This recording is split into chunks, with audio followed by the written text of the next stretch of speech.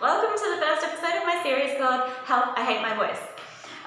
So the first thing we're going to talk about is your larynx. So I think one of the most common things that I've heard is people who go, when I sing high notes, my voice sounds like horribly tinny and just like really piercing. So that often happens if I can give you a demonstration. Let's pick this note. So if I was to sing this note in a nice balanced larynx, we'll hear or if it was a bit louder, if I sing it with a high larynx,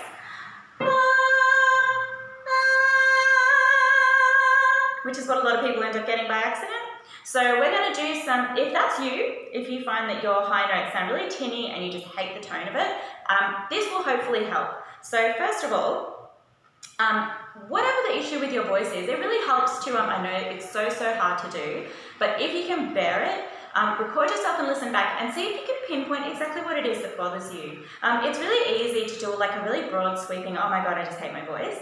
But ultimately that's not super helpful if you want to get better at singing. So I know it sucks, but see if you can record yourself, have a listen, pinpoint exactly what it is, and when you bring that to your teacher or even when you're looking at videos like this, it'll help you know what's relevant to you and what's not.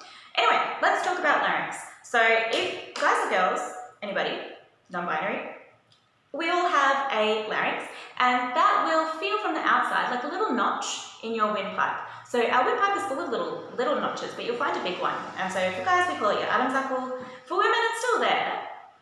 And so what you're going to do is find that, okay? And I just want you to siren, just like how you normally siren, and just feel it, see if you can notice it moving. So 2 fingers just over where the notch is, and keep the 2 fingers in the same spot, and see if you notice the larynx moving. Here we go.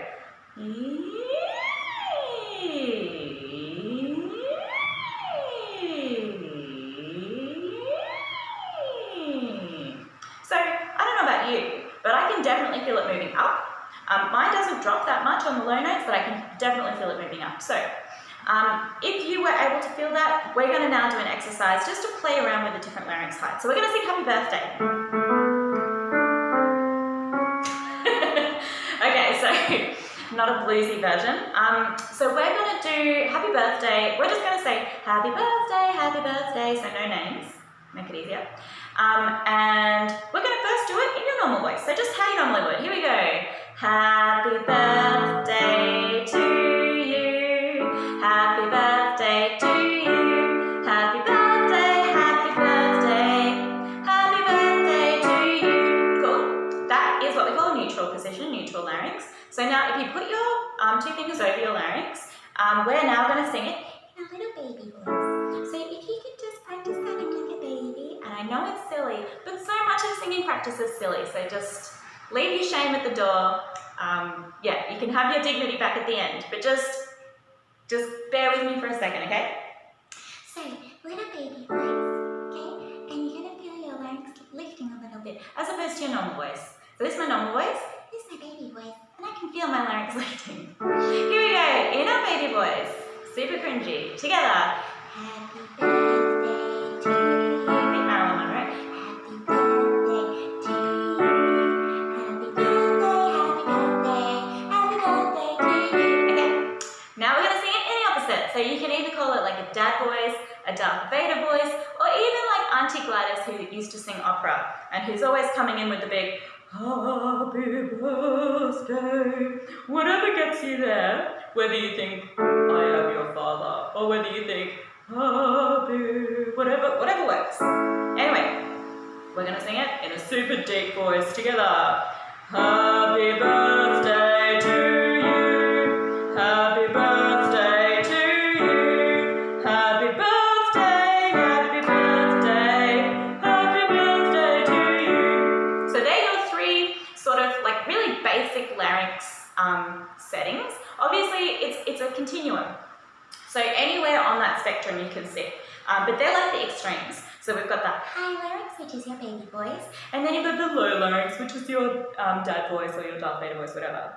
And then your neutral larynx, which everybody has like their own set larynx position. Some people have a higher set larynx, some people have a lower set larynx. So whatever your set larynx is, anyway, is your neutral. So you'll notice though that we didn't change the key of the song. So higher larynx doesn't mean higher pitch, just like lower larynx doesn't mean lower pitch. So you just want to make sure that you're not confusing the two. If you have any questions about that, ask in the comments. But we're now going to sing one note, first on low larynx, then mid larynx, and then high larynx. So I'll demonstrate. Starting down here, we're just going to go like this. So I'll use my hands to show you. So we're going to go ma, ma, ma, ma, ma, ma. If you put your 2 fingers over your larynx, you'll feel it moving. And not changing the pitch though, so careful not to change the pitch. Here we go. Ma, ma, ma, ma, ma,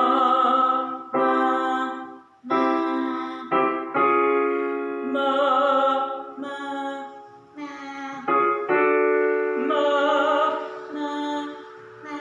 So, that is a really basic way of practicing your larynx heights. You can do that even without a piano. If you just pick a note, in fact though, a piano will help because it'll help you make sure that you're not changing pitch. Pick a note. You don't have to know how to play the piano. You can even just download a piano app on your phone, a free one. And just try singing with your 3 different larynx positions without changing the pitch. So, troubleshooting.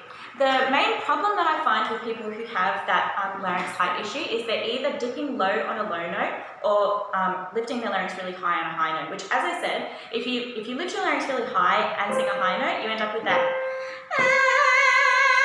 tomorrow. It's like super, like glass breaking, glass shattering. But the same can be true of when you're singing a low note and you're thinking low. So it can even like sort of reduce your bottom range. So if I was to sing low with the low larynx, da da, oops, da da da da da, my voice will start to disappear, and your voice could even start to sound a bit funny, like like that teenager from The Simpsons. If you do the opposite, on a low note, think up, da da da da da. Okay, so I don't have a lot of bottom range, but if you think up on a low note, you'll be able to keep a balanced tone even at the extremes of your range. So the rule is think up on low notes and down on high notes. So it's the same with if I was to go up. So before you heard my horrible nose into, I won't make again. But if I was to think down as I move up, then I'll have, oops, what key am I in? I'll do this, here we go.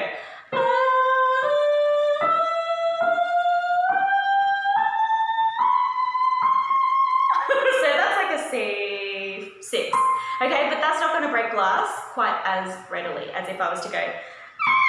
Oh, sorry to do that to your ears. Anyway, I hope that was helpful. Practice that single note larynx position exercise and tell me if that helps. I'm sorry this was a rambly video. I'm not scripting, so maybe I will at some point. But anyway, thank you for watching.